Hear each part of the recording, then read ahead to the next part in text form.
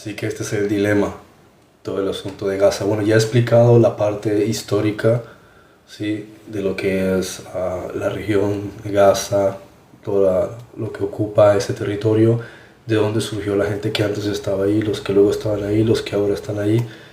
Pero ahora falta abordar un tema muy importante sí, radical. Radical se dice en inglés radical, o sea, muy importante, y es el concepto de la definición de genocidio que se suele utilizar para referirse a la situación en Gaza, ¿no? Eh, el genocidio no se define por el número de muertos en una guerra trágica, se define por la intención, lo que en derecho romano se denomina dolus specialis. Bien, el artículo 12 de la Convención de 1948 dice que la intención de destruir total o parcialmente a un grupo nacional, étnico, racial o religioso como tal es lo que significa genocidio, ¿no? Sin embargo, dentro del contexto de lo que son las estadísticas, tanto lo que sale de Gaza, de la información que sale de Gaza, que es controlada por Hamas, lo que se informa desde Qatar, que son los que controlan los medios de comunicación que llegan a Occidente a través de la cadena Al Jazeera, que no se llevan bien con Israel. Luego lo que son los organismos internacionales, las ONG y especialmente la ONU, ellos tienen unas estadísticas específicas y es interesante conocer las estadísticas en vez de lo que dicen los noticieros, porque ya con la pandemia, bueno, yo ya sabía que era una pandemia, lo avisé 9 años antes, pero muchos aprendieron con la pandemia cuánto mienten los noticieros, ¿no? Sin embargo, pese a cuán mentirosos son los noticieros, que mienten más que los políticos, mucha gente no aprende y le sigue creyendo todos los noticieros. No se dan cuenta que los noticieros pertenecen a cadenas de noticias, las cadenas de noticias pertenecen a canales de televisión y los canales de televisión cuestan dinero y pagan por minuto de transmisión. O sea que cuando ustedes ven un anuncio, el segundo cuesta bastante dinero. Entonces cada segundo que tarda un anuncio, un spot, que casi siempre son industrias farmacéuticas, alguna promoción, porque son los que se pueden permitir pagar tantos segundos en la transmisión. Entonces los noticieros son pagados y los corresponsales que están supuestamente en Gaza anunciando nunca están en la zona de guerra, porque a ellos les pagan para que vayan a posturar, ¿sí? Ellos salen en un ángulo concreto para después ganarse el premio, ¿sí? Y la publicidad y decir estuvimos ahí, sí, por supuesto, pero ellos nunca están en la zona de guerra, ellos se esconden siempre. Bien, esto no es como en la época de la Primera, Segunda Guerra Mundial, que había corresponsales de guerra, valientes, no. Ahora solamente son personas que tratan de cuidarse el bolsillo, ¿sí? Ganarse un buen nombre en una oficina y cuidar su salario. Entonces esos corresponsales de guerra no existen. Bien, ellos no van a arriesgar su vida, pues se ponen un casco solamente cuando sale la cámara después de que cayó una bomba y a varias calles de por ahí, bien. Entonces, una recomendación: no le hagan caso a los noticieros, especialmente los noticieros de izquierda. Entonces, ¿qué es lo que sí ocurre? Bien, vamos a hablar de estadísticas reales, porque esa es la parte realmente importante para conocer qué es lo que está ocurriendo en Gaza. Gaza tiene una superficie de apenas 365 kilómetros cuadrados. Eso quiere decir que es más pequeño que la isla de Ibiza. De hecho, para que se hagan una idea del tamaño, voy a ponerles una serie de comparativas. La ciudad de Madrid tiene poco más de 600 kilómetros cuadrados. Eso quiere decir que Gaza es menos de la mitad del tamaño de Madrid. Bogotá, por ejemplo, tiene 1500 kilómetros cuadrados. México, la capital, casi lo mismo. Buenos Aires, 230. Eso quiere de 200. O sea que la franja, la zona de Gaza es 4 veces más pequeña que Bogotá, 4 veces más pequeña que Ciudad de México, un poquito más grande que Buenos Aires.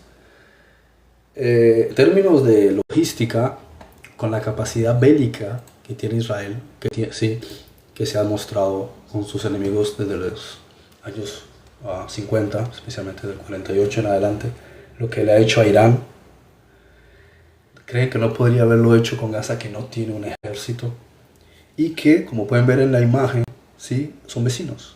Entonces no necesitan recorrer kilómetros, no necesitan ir en barco, simplemente van con el tanque, cruzan la frontera. Entonces ni siquiera gastan demasiado combustible en un operativo. Si realmente quisiesen cometer un genocidio, con la capacidad militar que tiene Israel como el mejor ejército del mundo, no en cantidad, pero sí en calidad tecnológica, habría destruido Gaza en 24 horas. Entonces la cuestión es, si realmente quisiesen exterminar a la gente de Gaza, ¿por qué se han tomado 2 años y medio en operativos que están delante de su casa? Y esta es la parte que muchas personas que no entienden de estrategia de guerra no entienden, que aparte se dejan llevar por la propaganda, ¿no? ¿Por qué el mejor ejército del mundo tiene al frente de ellos un espacio sobrepoblado y que supuestamente están llevando a cabo un genocidio, pero lo que pudieran haber acabado en 24 horas se han tomado más de 2 años y medio? Es decir, imagínense que ustedes tienen al vecino delante, ¿no? Y el vecino delante está medio loco y ustedes quieren exterminarlo ahí a toda su familia. Y ustedes tienen la mejor tecnología militar. Sin embargo, a ustedes les toma 2 años y medio entrar a la casa de él para matarle. Es un poco incoherente, ¿no? Porque se toman 2 años y medio, se lo puedes acabar, le mandas un bombazo y lo acabas. Israel tiene, no solo les voy a contar, Israel tiene más de 200 cabezas nucleares. Esos son los países que más armas de destrucción masiva tiene. Tiene armas químicas, tiene armas biológicas. Muchas de las armas que supuestamente la gente no debería tener, pues Israel las tiene. O sea, si ellos quisiesen, ellos pueden liberar a un agente patógeno que extermina a la población y al cabo de 24 horas con el viento se lo lleva al mar y amanece toda la gente muerta. Entonces, si realmente quisiese cometer un genocidio, ¿por qué se toman 2 años y medio en operativos militares? Y esta es la cuestión interesante. Número uno, para que uno empiece a analizar, aquí hay algo que no cuadra, ¿sí? Tiene una de las densidades, Gaza, tiene una de las densidades demográficas más altas de todo el mundo. 5.500 personas por kilómetro cuadrado. O sea, Israel ha visto el crecimiento masivo de la población en Gaza por mucho tiempo y sin embargo nunca ha intervenido para frenar esa alta tasa de natalidad que es la más alta del mundo. Entonces es curioso, supuestamente están cometiendo un genocidio con sus vecinos, sin embargo sus vecinos tienen la más alta, una de las más altas densidades de población de todo el planeta. Entonces aquí hay una cuestión como que no cuadra, donde más, es uno de los países, uno de los lugares del mundo donde más niños nacen. Y sin embargo están diciendo no, que hay un genocidio. Voy a dar los datos para que vayan atando cabos de hasta qué grado les llevan mintiendo a ustedes los noticieros durante más de 2 años y medio. Como he dicho antes, la capacidad de destrucción real que tiene Israel podría acabar con Irán. Y si ustedes miran el mapa, el tamaño que tiene Irán, sí, y lo que Israel le ha hecho a Irán, y no me refiero ahora a los operativos con la ayuda de Estados Unidos, Israel lleva saboteando a Irán durante décadas, desde el año 79, cuando ocurre después del 79, en la época todavía del mandato de Ronald Reagan, que se destapa el asunto de Irán contra Israel. Ya le estaba mandando armas a Irán. Cuando Irán ya no utiliza esas armas solamente para pelear contra Saddam, porque les estaban atacándolo por ambos frentes, Israel le mandaba armas a Irán para que atacara a Irak por un lado y estaba recibiendo apoyo de los kurdos por otro lado para también atacar a Saddam. Así Israel no se metía, él simplemente los utilizaba a ellos. Pero Irán tomó toda esa tecnología que le da a Estados Unidos, Israel y otros países para empezar a atacar a Israel. Entonces, desde los años 80, Israel ha estado saboteando a Irán, ¿sí? Y una de las cuestiones importantes a entender es que Irán no ha podido hacer más de lo que ustedes han observado con Israel. Y no tanto por el escudo que Israel ha utilizado, sino porque Israel ha saboteado aspectos tecnológicos, le ha metido virus a sus sistemas, ha saboteado sus satélites, ha saboteado sus plantas nucleares. Mucho de eso antes de que ocurriese todo esto que de los últimos meses con Irán. Israel lleva haciéndolo durante décadas, evitando que Irán los atacara porque el Mossad ya les había dicho, Irán está planeando esto. Lo que pasa es que todo esto ustedes no se pueden enterar. ¿Por qué? Porque es secreto. O sea, estas son cosas que se hablan de puertas cerradas entre el director del Mossad y el primer ministro. Son cosas que se hablan de puertas cerradas, no se lo dice al público. Aparte que Israel, una cosa que evita decir es cosas sobre seguridad nacional que puedan perjudicar el turismo en Israel. Porque si la gente sabe que Israel está bajo el ojo del ataque de Saddam Hussein o de los iraníes, pues el turismo no va. Y eso afecta fuertísimo a una de las economías, puntos económicos más importantes de Israel, que es el turismo. Entonces ellos se callan la boca y no dicen nada. Pero muchas veces, o sea, constantemente, Ellos saben la cantidad de veces que Israel estaba a punto de ser destruido y sin embargo hacen sus operativos en silencio y evitan contar a la opinión pública el tema para evitar que se afecte el turismo. Entonces, entre estas cosas es la cuestión que tiene que ver con Irán. Irán es gigantesco y miren todo lo que le ha hecho. Gaza es una cosita de nada. Si Israel ya de por sí es un país pequeño, Gaza es aún más chiquito. Si realmente Israel lo quisiese exterminar, les hubiese puesto, solo con la pandemia, pudiesen haber introducido nano dispositivos en las vacunas y no hubiesen nacido más niños. Sin embargo, siguen naciendo niños en Gaza y nacen por montón. Les hubiesen podido mandar un patógeno y decir, no, fue una nueva cepa, eso no tiene nada que ver con nosotros. Y acaban la población, siguen estando ahí. Hubieran podido haber lanzado napalm, haber hecho bombardeos masivos y no queda absolutamente un alma. En cuestión de 24 horas hubiesen arrasado cientos de miles de personas. Sin embargo, en contra de esto, las estadísticas siguen creciendo. Hace poco hubo líderes religiosos de la Iglesia Católica que han ido por ahí, están celebrando el fútbol, es decir, pero si están en un conflicto, hacen competiciones de automóvil y salen los carros lujosos de los jeques de ellos a lucir y no se supone que están en un conflicto y hay una amenaza. Entonces voy a mostrarles hasta qué grado les están mintiendo los medios de comunicación occidentales de izquierda, que no tiene absolutamente nada que ver ni con la realidad ni con el modus operandi del ejército, o sea, lo que son el Sahal, ¿no? Las fuerzas de defensa de Israel.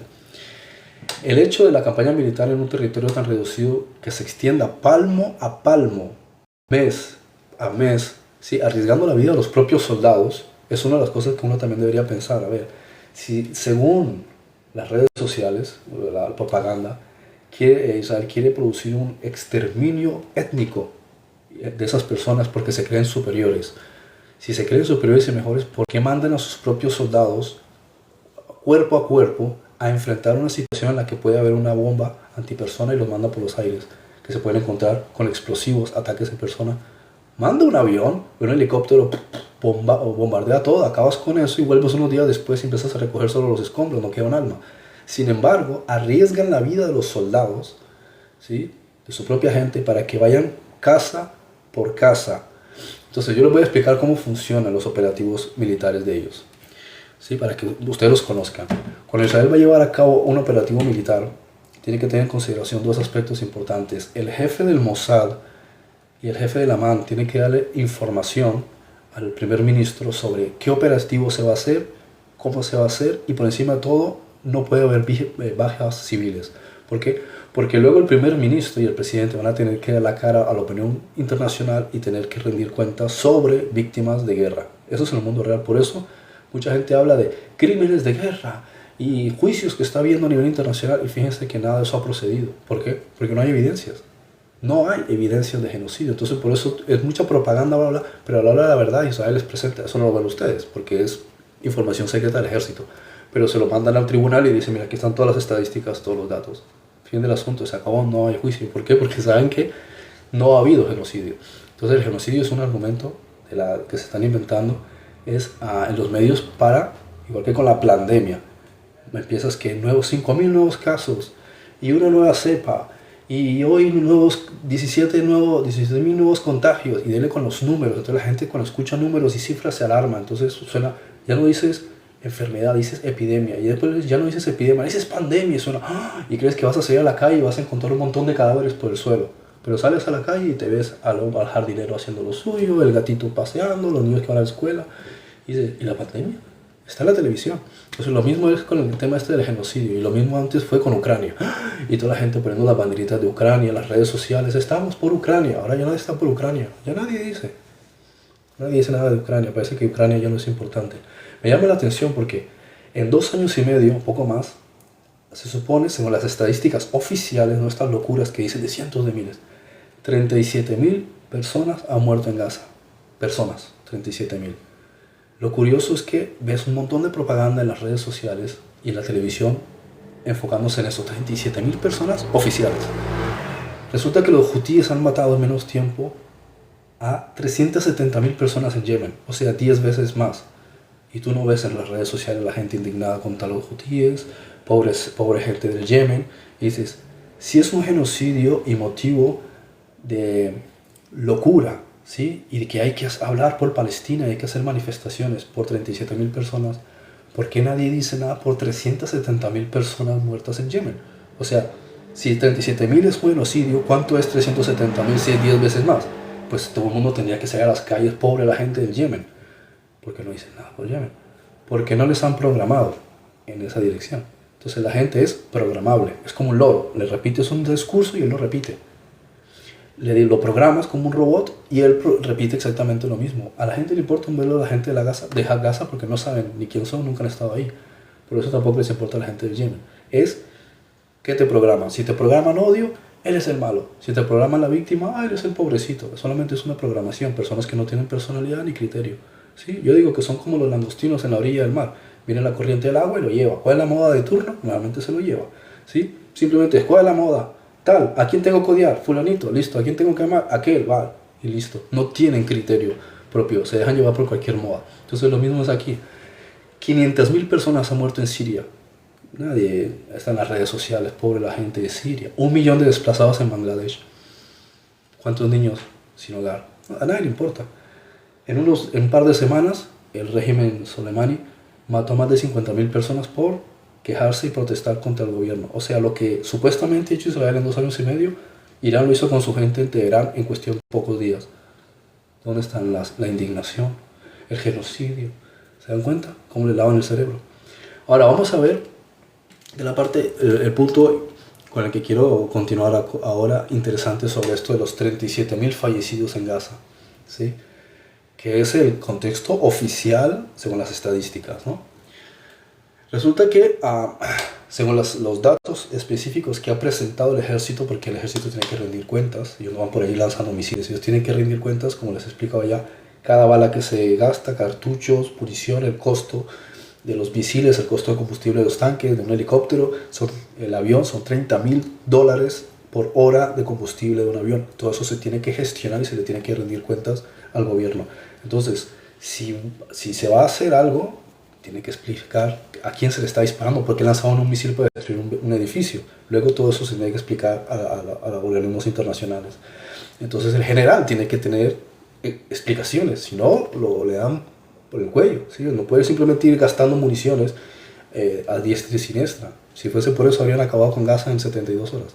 Entonces, aquí está el punto interesante. Ellos han notificado oficialmente, con evidencia física, fotografías y todo. Mira, aquí está la prueba, aquí está el cadáver. 15.000 terroristas de Hamas y la Yihad Islámica que fueron eliminados en Gaza. Entonces, de estos 37.000, tenemos que quitar 15.000 que eran terroristas. Eso nos deja con 22.000 personas. ¿Quiénes han sido esas 22.000 personas que han muerto? ¿Eso no es genocidio? Es genocidio, pues si lo comparamos con los otros casos no es genocidio. Después al lado de Yemen, al lado de Siria, al lado de Afganistán, al lado de Irak, eso no es genocidio. Pero ¿quiénes son esas 22.000 personas entonces? ¿Las ha matado Israel? Bueno, hay que evaluar una cosa interesante, que en todas partes del mundo muere gente todo el tiempo. ¿Por qué? Pues por vejez, infartos, cáncer, enfermedades crónicas, accidentes. Dios no quiera, estás caminando por el balcón de tu casa, te resbalas y te mataste. Eso pasa todo el tiempo. Entonces, hay una aproximación según el índice poblacional en todas partes del mundo, porque esas estadísticas se estudian a nivel mundial desde hace décadas. Cuánta gente normalmente muere en Ciudad de México, cuánta gente normalmente al año muere en la ciudad de Buenos Aires, se conoce. Entonces, también de Gaza se sabe. Bien, y aquí está la cosa interesante. La tasa de mortalidad normal en Gaza, ya conocida antes del conflicto, es de aproximadamente 3.5 a 4 muertes anuales por cada 1.000 habitantes. Bien, entonces, en el periodo acumulado desde el 7 de octubre de 2023, la mortalidad natural esperada por las estadísticas, esto es computación, es matemática, ¿sí? La estadística normal que se esperaría desde ese entonces hasta ahora es más o menos entre un mínimo de muertes por vejez, infartos, cáncer, enfermedades crónicas, accidentes, mínimo 500.000 personas, perdón, 15.000 a 20.000 personas. Nada que tenga que ver con la guerra. Entonces, ahora vamos a continuar con la estadística. Nos habíamos quedado con que hay 22.000 personas que han muerto en Gaza que no eran terroristas, pero resulta que entre 15.000 y 20.000 serían por causas de bajas. Eso nos deja entre 2 y 7.000 personas que habrán muerto por causas naturales. Entonces, ahora nos quedamos con un dilema. de 2 millones de personas que hay en Gaza, que haya muerto entre 2.000 y 5.000, no puedes decir que eso sea un genocidio. ¿Sí? Bien, ahora hay un dato aún más interesante, que es el ratio de bajas civiles en combate urbano. Si hacemos estas restas, ¿no? Ahora nos quedamos con algo muy, muy peculiar. El número de bajas civiles colaterales directas por el conflicto es históricamente bajo para una guerra en ciudades. Es increíblemente bajo, ¿sí? El punto interesante es, y esto es una estadística de la ONU, la media mundial en conflictos urbanos, ¿sí?, de guerra es de 9 a 1 por combatiente. Es decir, hay una guerra de 9 personas, quieras que no, siempre hay algún civil muerto. El caso interesante es que en Gaza es 1 a 1. Bien, eso quiere decir que lo que normalmente tú esperas en una guerra, donde se meten los combatientes en una ciudad, pum, pum, hay disparos, se matan, en Gaza es 9 veces menos. Entonces, ¿a quién le están disparando? Si los civiles no están resultando heridos. Este es un punto bastante interesante a tener en consideración. ¿Por qué? Porque así no funciona el ejército de Israel. Les voy a explicar cómo funciona el ejército de Israel.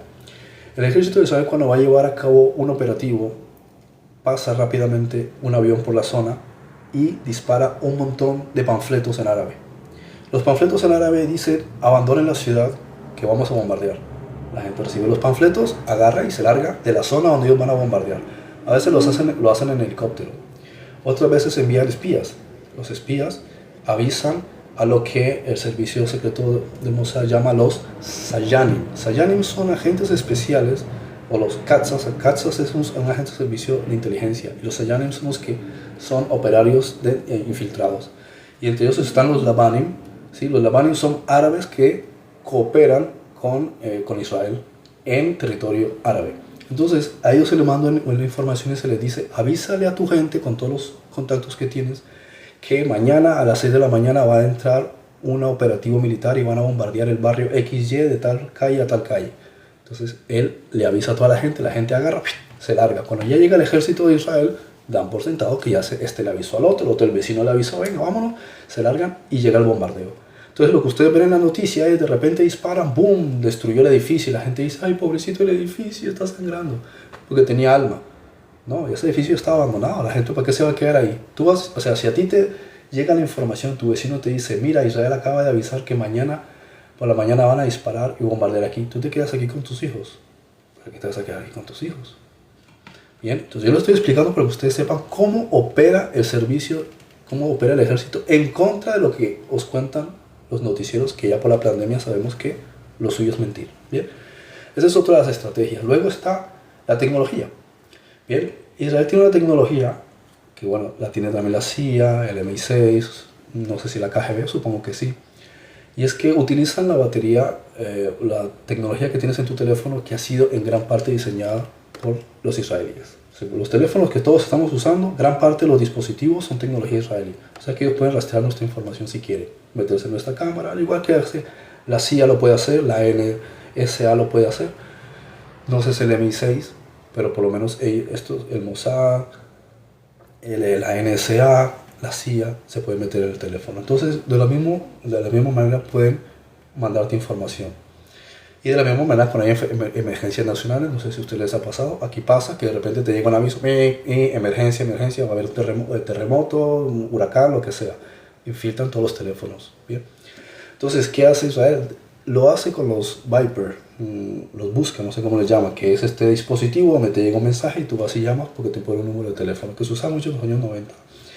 Bien, ¿qué pasa con los terroristas? Y no pueden tener dispositivos electrónicos porque Israel los rastrea. Ya lo hacían con Yasser Arafat en los años 90. Les infiltraban todos los dispositivos electrónicos para rastrearlos por satélite. Entonces, hace unos años lo hicieron. Les hicieron explotar todos los dispositivos y mataban a un montón de terroristas. Lo pueden hacer contigo. Tú tienes tu teléfono al lado, estás durmiendo, y si quiere la CIA, que te considera un enemigo del Estado, ¡pum!, a distancia del satélite activa un sobrecalentamiento de la batería de litio de tu teléfono y te explota la cara y te vuela media cara. Te mata si estás durmiendo con el teléfono en la cara, al lado. De la misma manera te puede mandar mensajería instantánea. Entonces eso es lo que hace Israel. La tecnología de los dispositivos está ahí, tienen los satélites, te puede controlar desde el satélite y te puede mandar información desde el satélite. Entonces, ¿qué hace? Toda la gente en Gaza que tiene un teléfono móvil recibe un mensaje de texto en árabe que le dice, lárgate, porque mañana a las tantas de la mañana en tal barrio, Israel va a llevar a cabo un operativo. A ver, para que ustedes se enteren. Eso no se lo cuentan ustedes los noticieros. Os lo estoy explicando para que ustedes entiendan hasta qué grado se están mintiendo con el cuento del genocidio de Gaza. Entonces les avisan, les dicen, va a haber un bombardeo, muévanse. De hecho hay corredores humanitarios. Israel lo primero que hace es abrir corredores humanitarios. Salgan. Nosotros les ayudamos a que salgan. Bien, los ayudan. En algunos casos no les pueden ayudar. ¿Por qué? Porque jamás bloquea el lugar, encañona a la gente y le dice, no te mueves de aquí porque necesitamos escudos humanos. Y si tú mueres, mueres en el nombre de Alá. ¿Bien? No los dejan salir. Y ese es uno de los problemas en realidad. Utilizan a la gente como escudos humanos en los hospitales, en los colegios, en las guarderías. Y utilizan a las personas como escudos. Entonces, por eso es por lo que Israel le ha tomado tanto tiempo. ¿Por qué? Porque Israel tiene una tecnología increíblemente avanzada. De hecho, los drones son inventados de Israel. ¿Sí? Israel fue la que inventó los drones. Muchos de los microchips son invención de los israelíes. Estos microchips que se dicen que tú te metes un dispositivo en la mano y ahí puede estar toda tu información y te rastrean por satélite. Esto ya lo inventó el Mossad, ya lo había inventado en los años 90. ¿Bien? Incluso los dispositivos que tenía el Mossad, tú puedes estar en un búnker bajo tierra y el satélite te encuentra exactamente a qué altitud y en qué posición estás exactamente localizado. Y esa tecnología ya la había diseñado los técnicos del Mossad en los años 90. Entonces, ellos pueden hacer todo esto y pueden geolocalizarte. Entonces, ¿qué hace la tecnología de ellos? Ellos dicen, hoy vamos a hacer un operativo en tal zona. Imagínense que estamos hablando de una parte por aquí, ¿no? Tal y tal barrio toca hoy. ¿Sí? Vamos a llevar tantas unidades y tal. Entonces, que primero avisen a la población para que se largue. Luego el informante, ¿sí?, del Mossad, que le pasa la información, o sea, tiene que complementarlo entre el Mossad con el Aman, que es el Servicio de Inteligencia Militar. Le da la información al general, el que está en el cargo, y se lo pasa a los oficiales de cargo para que todos ellos rastreen el área. El área tiene que estar rastreada por satélite. El satélite escanea la zona con rayos infrarrojos. Conoce cuántas personas hay porque lo pueden ver a través del suelo a varias capas. Pueden ver búnkers subterráneos con los satélites que Israel tiene. Bien, puede ver cientos de metros bajo tierra. Y puede saber por el calor corporal cuántas personas están ahí. Bien, entonces a través de eso sabe los individuos que hay. Diría, si ya le avisamos a la población que se fuera, ¿quiénes se quedaron? Los que tienen miedo de salir para que no les vean. Porque la población pasa delante de los soldados. Adelante. No va a venir un tipo con una bazooka. Hola, soy terrorista, ¿me dejas pasar? Entonces, los que se quedan escondidos son los terroristas. Entonces, Israel sabe que ningún padre se va a quedar con su hijo ahí porque sabe que van a bombardear. Entonces, y ellos ya saben que los que se han quedado son terroristas. Entonces, viene la confirmación a través de infrarrojos con el satélite. Como el satélite está orbitando alrededor de la Tierra, es como si se hiciese un escáner de tiempo. Esto ya lo hace la CIA. Y de hecho, ha ayudado a Colombia en muchos casos y en otros países a través de hacer como una especie de mapeo de tiempo. Van revisando el movimiento. Entonces, si tú haces un análisis de tiempo a través del movimiento del satélite y del rastreo, puedes ir haciendo un seguimiento del vehículo que entró, dónde estuvo antes. Lo habrán visto incluso en las películas. Dónde estuvo antes, dónde estuvo antes, dónde estuvo antes. Y puedes hacer un seguimiento día tras día hasta llegar al punto donde el vehículo salió la primera vez del concesionario 2 años antes. Eso lo hace un operario con la computadora. Empieza a coordinar todos los satélites y mirar el tiempo. Entonces, ellos van sabiendo la persona que está ahí dentro, qué dice el satélite que rastreó antes y mapeó la zona, para que sepas dónde estuvo el día anterior. Entonces tú ves el vehículo que entró, de dónde salió, y después haces un fotograma de cerca y le ves la cara. ¿Sí? Bueno, la cara no, porque se ve la cabeza, el satélite no se pone aquí, se pone aquí. Pero vas viendo si es hombre, si es mujer, si lleva turbante, si lleva burka, si es niño, si es anciano. Entonces vas haciendo un escáner y después miras a dónde se reunió, si salió con otra persona, si lo ves cargando una bazooka, si lo ves cargando un maletín. Vas mirando si es un vehículo, si es un vehículo de carga, si es un turismo, si es una furgoneta que empieza a meter cajas sospechosas. Entonces todo esto lo empiezan a evaluar y a estudiar hasta que termina la confirmación. Eso toma días. Mientras tanto hay un grupo de tierra que es el que tiene que captar con cámaras infrarrojas la horizontalidad de todo el grupo de las personas que están ahí metidas. Entonces van sabiendo cuántos individuos hay. Hay 28 hombres, todos más o menos de tal edad, entre los 30 y los 45 años. No hay niños, no hay mujeres, no hay ancianos. Ya viene la confirmación. ¿Quiénes son los que están ahí dentro? Entonces se hace el estudio y dice, mira, aquí hemos identificado a Abdullah no sé qué, en la fotografía que coincidió con el tipo que estuvo, según el dato que recibimos, estuvo antes en Jordania, hace 3 días estuvo en Egipto, en tal sitio. Todo eso lo hacen en cuestión de horas los servicios de la MAN, especialmente, y en gran parte la ayuda del Mossad para ese tipo de operativos. Entonces, cuando ya está todo confirmado, le dan el aviso al jefe de la MAN, él le avisa al primer ministro, está todo, sí, hay bajas civiles, habrá bajas civiles, no, ya sacamos a todos los civiles, hemos confirmado que es así, entonces dice, procedan. Entonces se retira el ejército, un par de barrios, y llega, pasa el helicóptero, boom, boom, bombardea, y es la imagen que ustedes ven en los noticieros, el edificio que colapsa. Entonces, ¿qué hace el noticiero? Utiliza la imagen del edificio que colapsa, la mezcla con algo que no tiene absolutamente nada que ver, de unos niños que están por allá en un barrio, que está todo destruido, después por aquí un sitio de otro país, y te dice, ha habido un disparo y han matado a 300 personas, 80 niños, y tú dices, pues acaban de bombardear hace 5 minutos, ¿dónde sacas todas esas cifras? Todo eso es manipulación mediática, ¿bien? Ahora voy a dar un poco más de información para que también entienda un poquito más. Vamos a hablar sobre la tasa de natalidad, ¿no?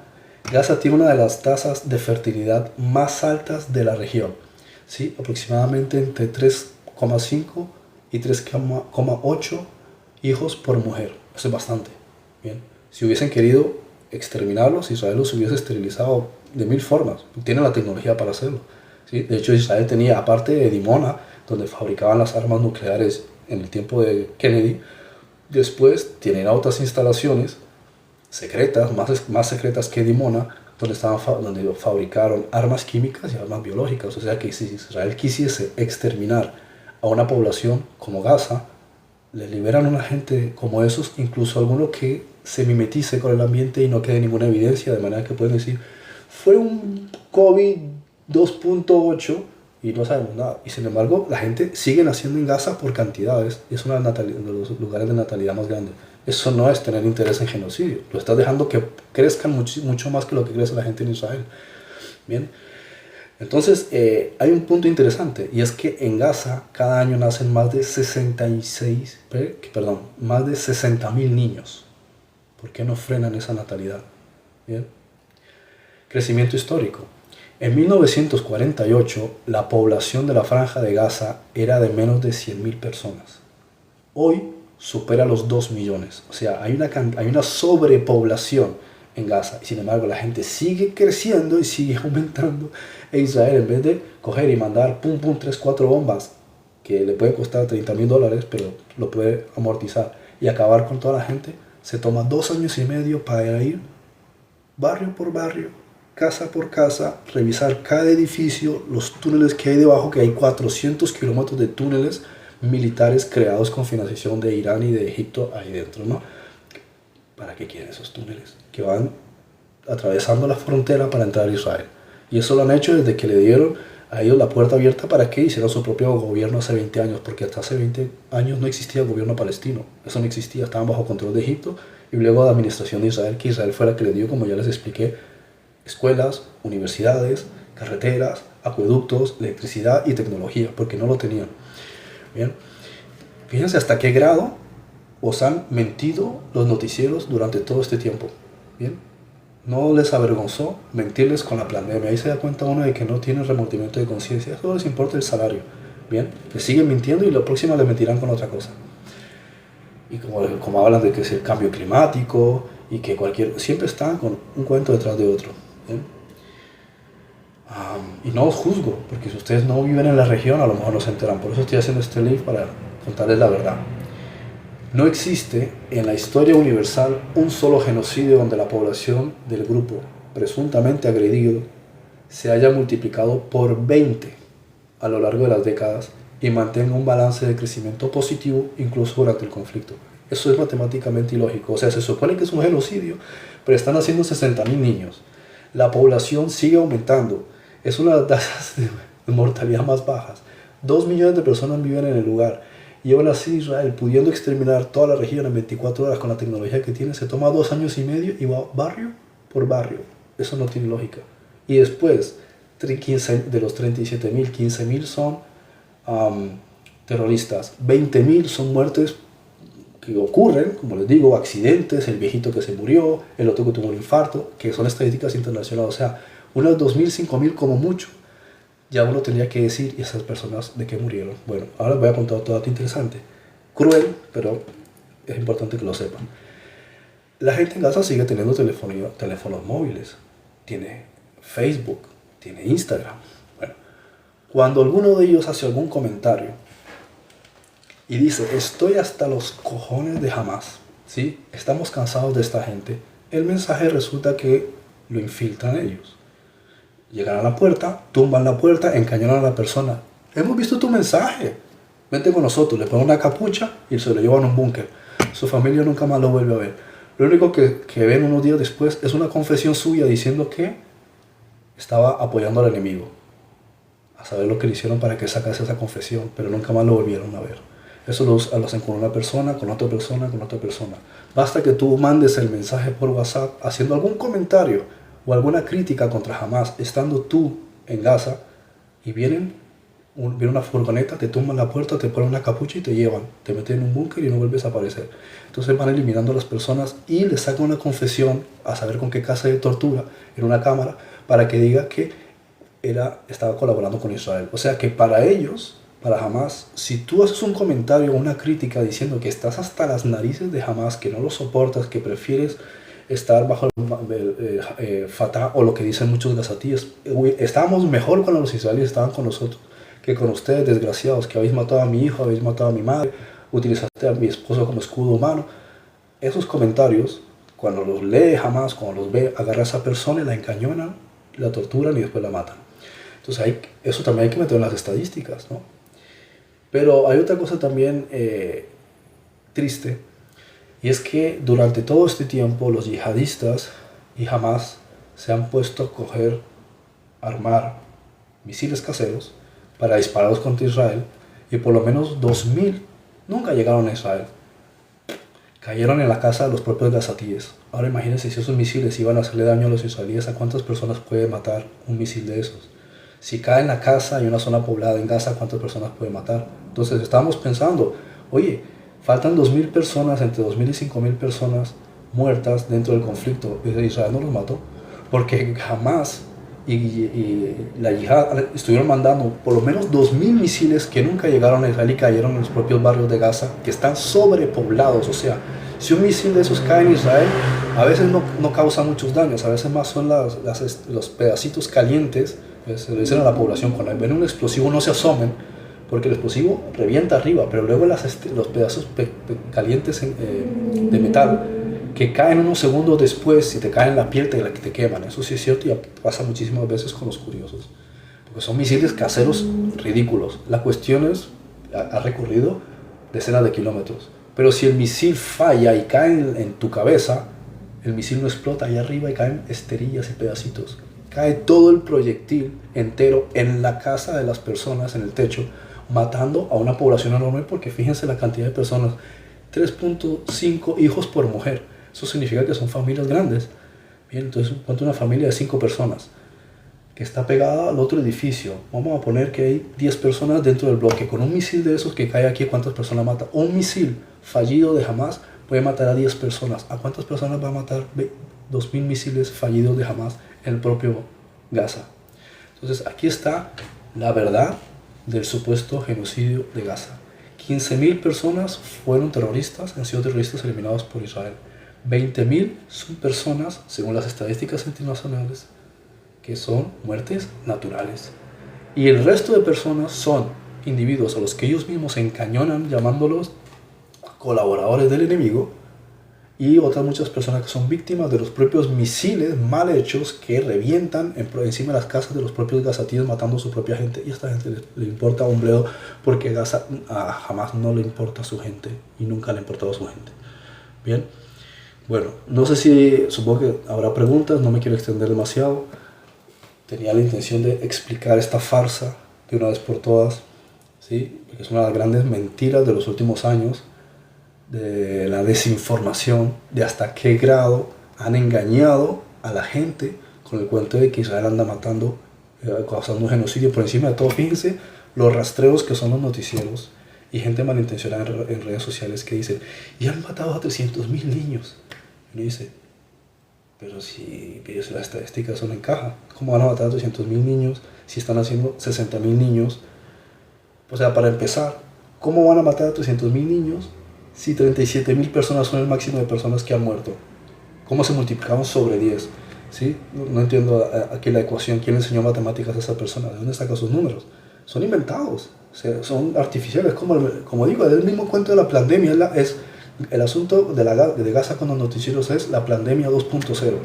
5.000 nuevos casos, 10.000 nuevos contagios. Y dices, ¿pero dónde sacas esos números? ¿Te los inventas ahí? Voy inventándome, aprieto un cero. Como el banco cuando quiere hacerte un préstamo, simplemente aprieta un cero y va creando ceros a la derecha. Como son artificiales y los imprime una máquina, no le cuesta a nadie. Y lo mismo es aquí. Pero las estadísticas reales es que no es así. Y por encima de todo, ¿para qué menciona la palabra niños? Si en todos los conflictos mueren niños. Es como si me estás tratando de dar a entender que ellos con alevosía están buscando niños. A ver, tengo la mejor tecnología del planeta. Tengo satélites, radares, sensores. Puedo encontrar al terrorista y sin embargo voy a dispararle a un niño. ¿Para qué voy a dispararle a un niño? ¿Qué lógica tiene? Entonces es como que quieren meterte la idea del israelí malo, que es tenebroso. Y lo curioso es que tú no encuentras comentarios de eso, ni siquiera entre los propios israelíes o judíos de cualquier parte, ni siquiera los árabes que viven en Israel, que se ríen y le dicen a la gente, pero ustedes cómo se pueden creer semejante cosa. ¿Quién en el mundo tiene tanta maldad para estar matando niños a santo de qué?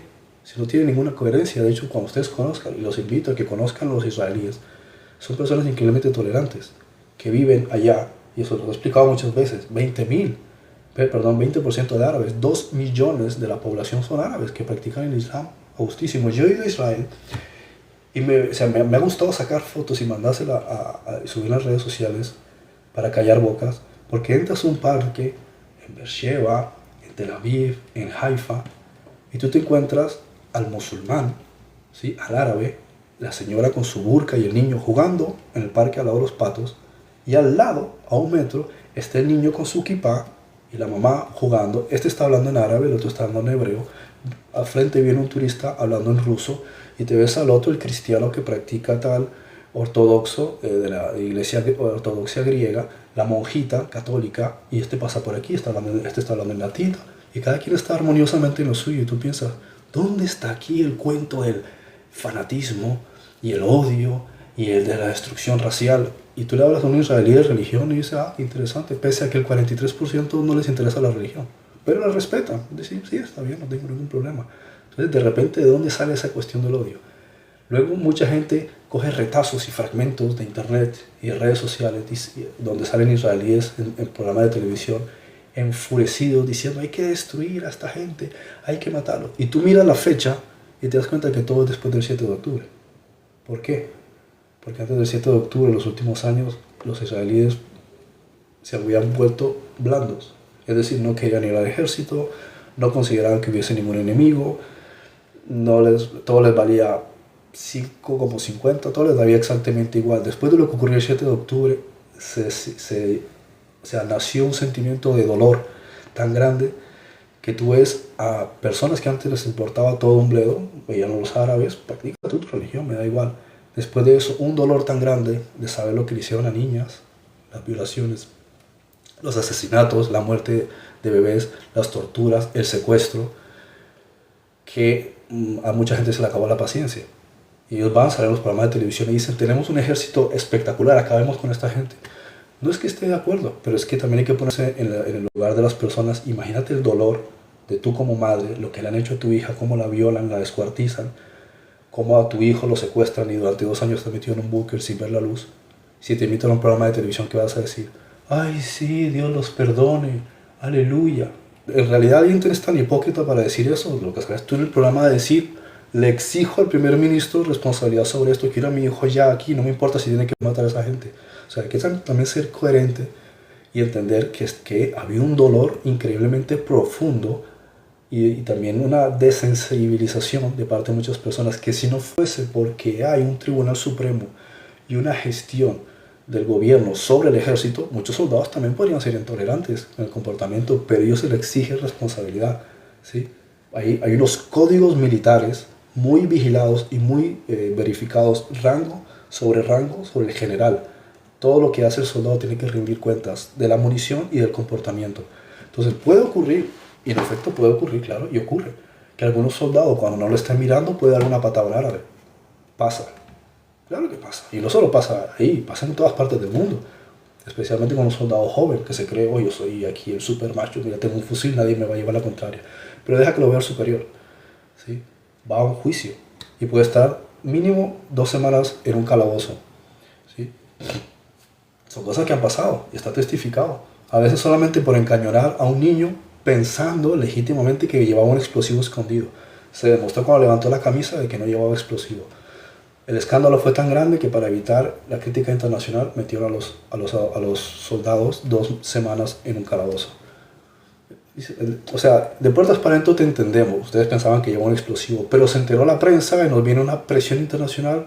Los metemos en 2 semanas en el calabozo. Seguramente fueron 2 semanas, pues, no en pleno aislamiento, con comunicación, como quien dice, miren, conviene que nos metamos aquí porque la presión que tenemos luego es fuerte. Pero la cuestión es que hay que rendir cuentas. Y el primer ministro necesita después tener que rendirle cuentas al presidente no sé qué, a la ONU, la presión de todo el mundo. Entonces ellos no pueden estar haciendo locuras, ellos tienen que ser concisos y sabios con todo lo que están haciendo. Entonces, en este sentido hay que ser objetivo. Sí que pueden estar molestos y mucha gente está molesta y dolida. Pero eso no los deja de ser humanos. Aparte, mucha gente que va al ejército de Israel son cristianos, son gente de todas partes del mundo, son árabes, son drusos, son latinoamericanos. Yo he estado en Israel, ¿sí? Y he compartido con soldados que son de Etiopía, ¿sí? Con soldados que están haciendo intercambios que venían de Venezuela y de Colombia, con soldados que son gringos. Bien, y me ha sorprendido porque hay gente de todas partes del mundo, muchísimos. En Israel hay por lo menos 2 millones de personas que vienen de la antigua Unión Soviética. Entonces, cuando alguien habla de un grupo racial que quiere exterminar a otro, es como decir, yo quiero exterminar a mi vecino que es justamente pariente mío. Porque si miramos a los árabes y los israelitas, todos descienden de Abraham. O sea, tú miras a Abraham. Abraham tiene una relación con una señorita llamada... ¿cómo se llama? Ay, bueno, se me fue el nombre. Que era... Bueno, se me fue la... ¿Cómo era? Bueno, perdónenme, estaba concentrado con una cosa y no me acuerdo exactamente el nombre. En fin, y ella es la madre de Ismael. Ismael es el hijo de las 12 tribus árabes. Y luego, la que hasta entonces no era fértil, Sara, antes se llamaba Sarai, sí tiene un hijo que es Esaú, junto con Isaac. Y de Isaac viene Jacob, que es lo que le llaman después Israel. Entonces de ahí vienen 12 tribus. Si uno lo analiza en perspectiva, Abraham tuvo 2 hijos.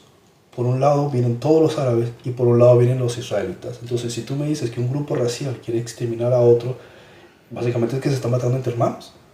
Y eso, si ya de por sí bíblicamente hay una ley, ¿sí?, que te dice que no puedes asesinar, dice el mandamiento, no asesinarás. No dice no matarás, sino no asesinarás, quiere decir no vas a matar a alguien por alevosía.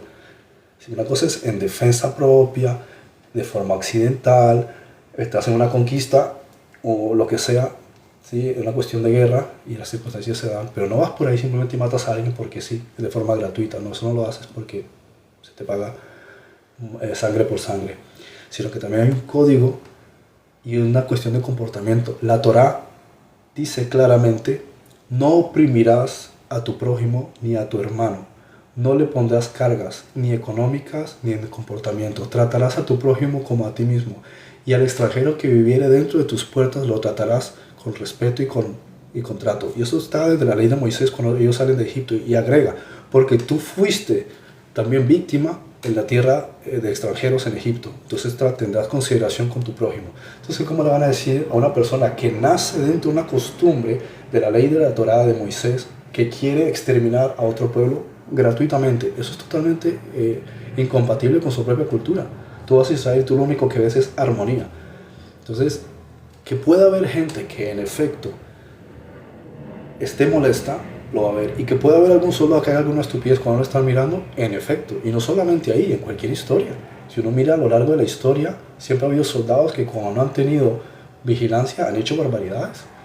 Pero eso es parte de la humanidad, no es que sea algo particular que tienes de tu religión o en tu sangre. Bien. Bueno, no sé cuántas preguntas habrá, seguro que hay 1000 millones. A ver, no sé si voy a poder responderlas a todas. Madre mía. Bueno, a ver, voy a tratar de revisar rápidamente.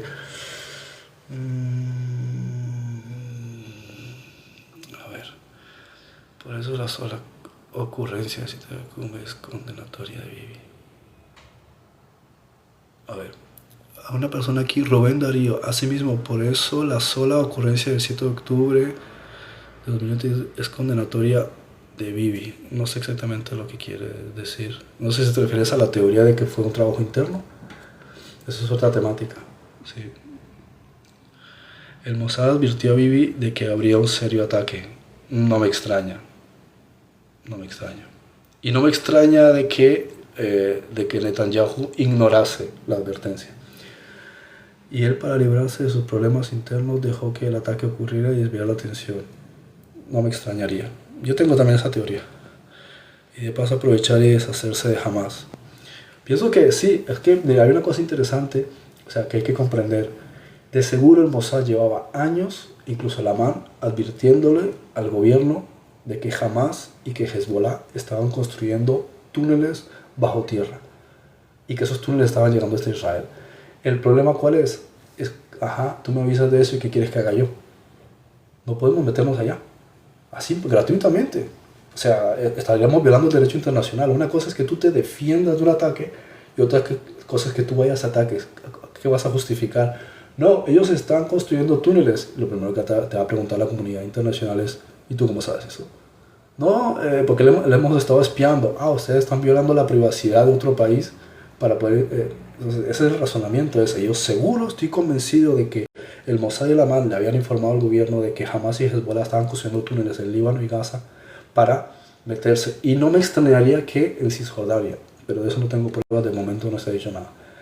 Y en 20 años, ¿sabes la cantidad de túneles que podían construir financiados por Irán y por Egipto? La cuestión es que no tenían una justificación para meterse. Entonces, que pudo haber sido un trabajo interno o algo que permitieron para poder justificar un problema que podría haber sido hoy día mayor, lastimosamente puede que haya podido ser así. A ver, sí, lo que estás comentando es cierto, un tema muy complicado para Israel. Pero es que para Israel nunca ha sido fácil todo ese tema. Igual tampoco para los árabes que viven en esa región, que viven oprimidos por sus propios dirigentes. No tanto en Egipto, hoy día no tanto en Jordania, pero la situación es muy jodida en Afganistán, es muy jodida en Siria, es muy complicada en Líbano. En Líbano, por ejemplo, Hezbollah invierte mucho dinero estratégicamente en el pueblo, da escuelas, ayudas humanitarias, asistencia social. Entonces la gente, o sea, la política, o sea, Hezbollah tiene mejor ejército que el ejército del Líbano. Entonces, desarmar a Hezbollah es desarmar al Líbano. Entonces no les conviene. Por eso Israel siempre ha sido como ataca, retrocede, porque tampoco les conviene desestabilizar completamente al Líbano.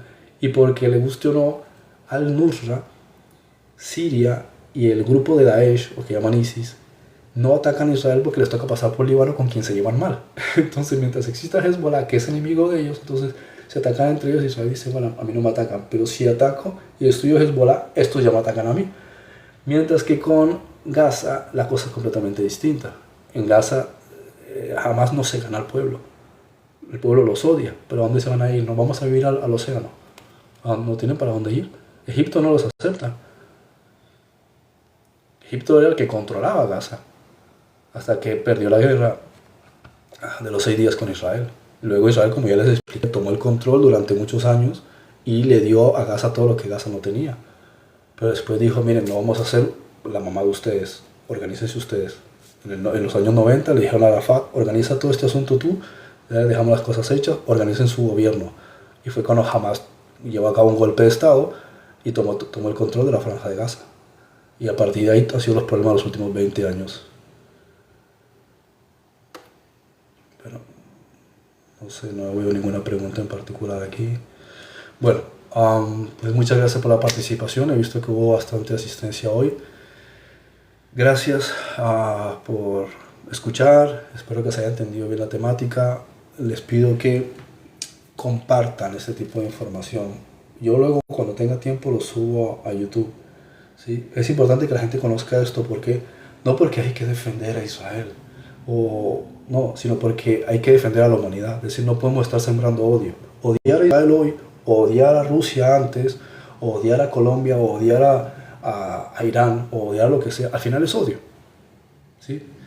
Tres personas bastante asistencia. ¿Sí? Odio, al final no. Entonces lo que hay que hacer es evitar es el odio, no importa hacia quién. ¿Ven? Esa es la parte importante.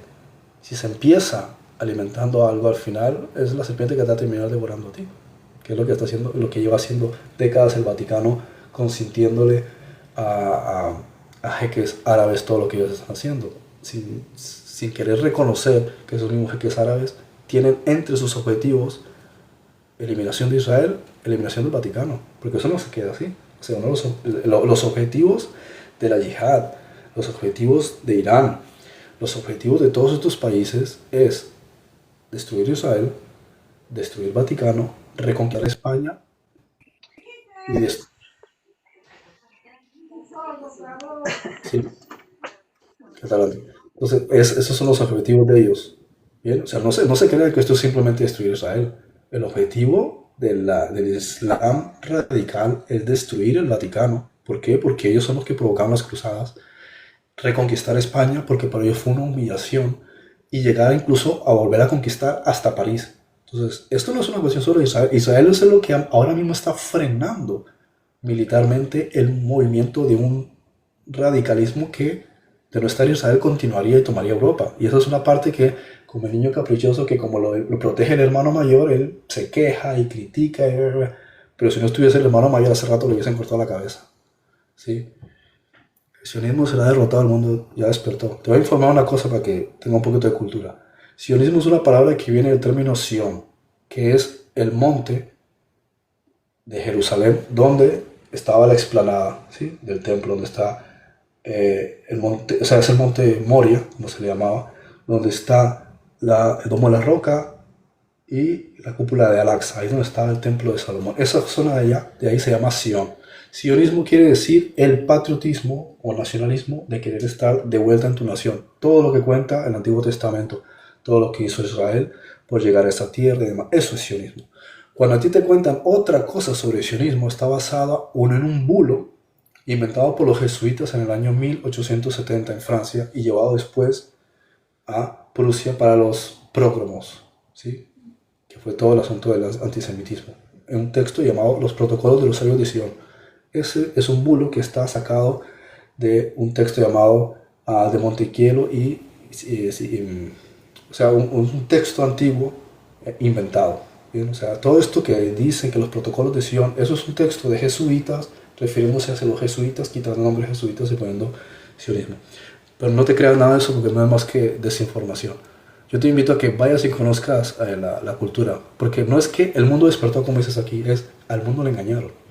Bien. A ver, dice aquí, el objetivo de Israel y el sionismo es destruir la cristiandad y la soberanía de las naciones. No. El objetivo del sionismo es mantener el territorio de Israel. El objetivo de Israel es simplemente existir. Ese es el objetivo. Te estoy diciendo yo soy israelita. Yo nací en Israel, he vivido allí, toda mi familia ha estado ahí. Bien. Tú no has estado en Israel, no conoces nada. No sé si ni siquiera has viajado o has conocido otro lugar. Te recomiendo que viajes a otro lugar y dejes de ser tan ignorante. ¿Ok? Y dices aquí, destruir la cristiandad. El cristianismo se debe al judaísmo, por si no lo sabías. Hay una cita de Jesús que me encanta, que él le decía a una sirofenicia: vosotros adoráis lo que no sabéis, nosotros adoramos lo que sabemos, porque la salvación viene de los judíos. Pues a lo mejor no lo sabías, pero Yeshua, Jesús, era judío. Pablo era judío. Pedro era judío. Todos los cristianos que empezaban el movimiento eran judíos. Toda la gente que empezó eran judíos. ¿Por qué te vas a querer exterminar a ti mismo? El cristianismo vino a convertirse católico siglos después, a partir del año 325. Entonces, ¿cómo va a destruirse a sí mismo? ¿Por qué va a querer destruir la cristiandad? Te voy a decir quién quiere destruir la cristiandad: el Islam. Y lo va a hacer. El Islam en algún momento determinado va a destruir el Vaticano. Y te lo digo, están las profecías de Mahoma y están las profecías bíblicas. Va a ser destruido el Vaticano a través del Islam, no a través de Israel. No hay ninguna profecía que te diga que Israel va a atacar el mundo, ni en el Islam, ni en la Biblia, ni en ninguna otra profecía. Tú te estás... Bien, te invito a que investigues y que te dejes de creer tantas tonterías. Dice, te puede dar clases de sionismo, tú no sabes lo que defiendes. Pues imagínate, yo nací en Israel, yo hablo hebreo, conozco las escrituras, conozco la cultura, he tenido familiares que han estado en los Sanjanim, que han estado en el Amán, que han estado en las fuerzas militares, tengo actualmente también familia que está en operativos militares. ¿Qué me vas a venir a contar tú, niñato? Tú lo que tienes es una programación. La programación no cuenta como conocimiento, todo lo contrario, resta, porque significa que no tienes personalidad, que te han echado el cuento de los protocolos de los sabios de Sion. Si una persona hoy día sigue creyendo en los protocolos de los sabios de Sion, es una persona que no tiene conocimiento, que no sabe que eso fue un bulo inventado en 1870 por jesuitas. Tú quieres saber quiénes quieren controlar el mundo, son los jesuitas. Los jesuitas se crean en el año 1535 aproximadamente para destruir el protestantismo, que era la oposición a la Iglesia Católica. Luego se suma el hecho de que quieren destruir el Islam y luego se suma el hecho de que quieren destruir a los judíos. Entonces, los verdaderos enemigos del mundo son los jesuitas, son los que quieren conquistar Jerusalén, dejando que judíos y musulmanes se destruyan mutuamente para que Jerusalén se vuelva la capital del Papa, para que el Papa sea el Señor del mundo y se sienta en el trono de Dios como si fuese Dios en el monte del templo cuando se ha reconstruido el templo. Eres una persona supremamente ignorante. Bien, deberías ponerte a investigar. Tienes miedo de conversar con un estúpido. Tengo mucho miedo de conversar porque no quiero que se me pegue. ¿Sabes que hay una frase que dice: no echarás vuestras perlas delante de los cerdos? Bien, ponte a investigar. Dime, André, ¿las cruzadas eran para defender el cristianismo del Islam? Supuestamente. Bueno.